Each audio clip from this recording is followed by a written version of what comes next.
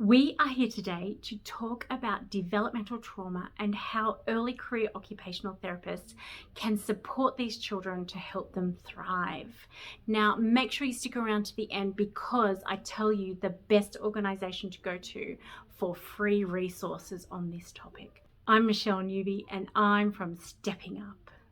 Hi guys, we're here today to talk about developmental trauma and the ways that early career occupational therapists can support children with developmental trauma to thrive in OT sessions.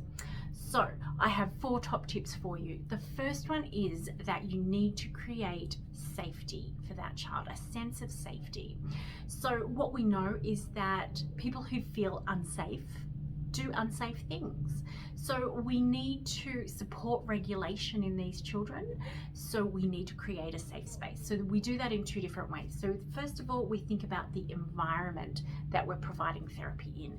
Is the child feeling safe and confident in that specific environment? Some children with developmental trauma will not like to be in a clinic space. So then you might have to think about where you're going to deliver therapy. It might be better to do that at home. Whereas other children will be completely happy to come into the clinic.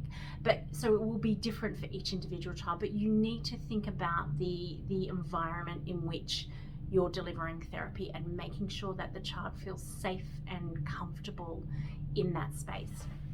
The second way that you create safety is through your relationship with that child. So you need to, spend a lot of time developing your relationship with them so that they feel safe with you and that they can build trust with you.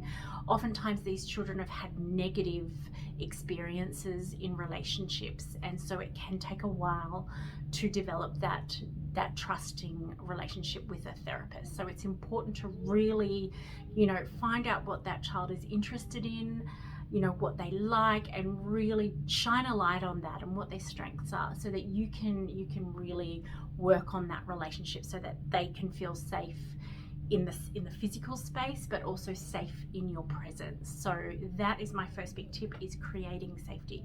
My second tip is to think about this child's nervous system and how you can help that little nervous system to be regulated. Children who have experienced developmental trauma often are stuck in that fight or flight or freeze state, from the trauma that they have experienced. And so we need to think creatively about how we can regulate that nervous system.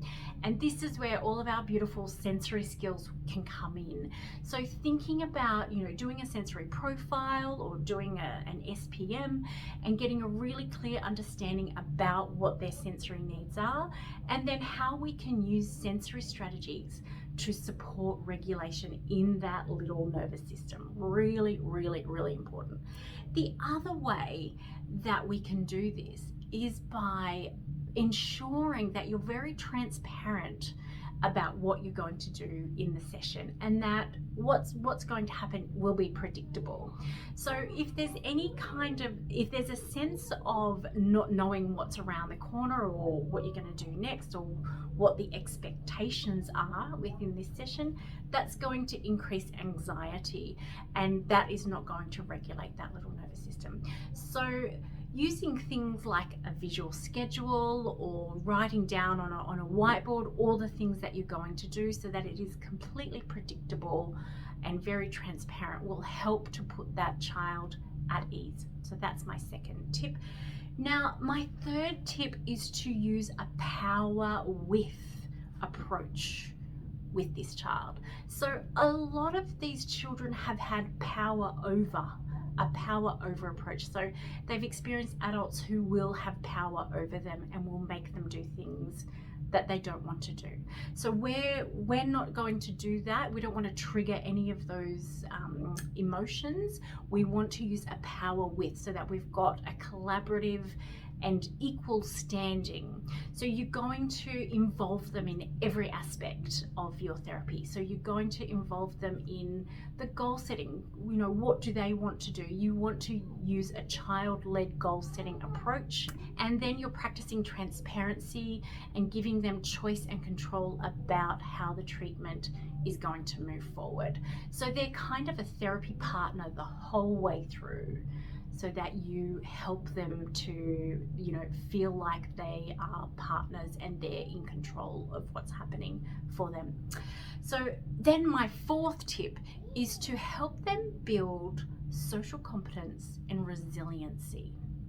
Now, this will come through your relationship with this child. So this is not something that you're going to jump into straight away.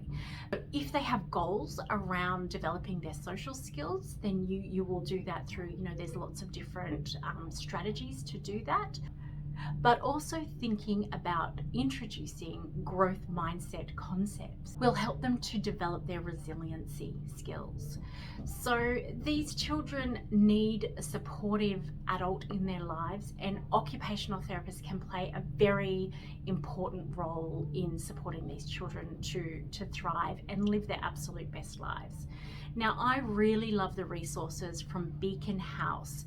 Now, this is a not-for-profit organisation in the UK, and if you just Google Beacon House Developmental Trauma, you will see all of their resources. They have lots of training programs for therapists, but they also have a lot of free printable resources that you can use in your clinic, or you can give them to parents or, you know, foster carers as well. So that is a really great resource to check out. So I hope you've liked today's video. Make sure that you leave a comment down the bottom, because we'd love to hear what you think, and hit like and hit share and tell your friends about us. Thank you. Bye-bye.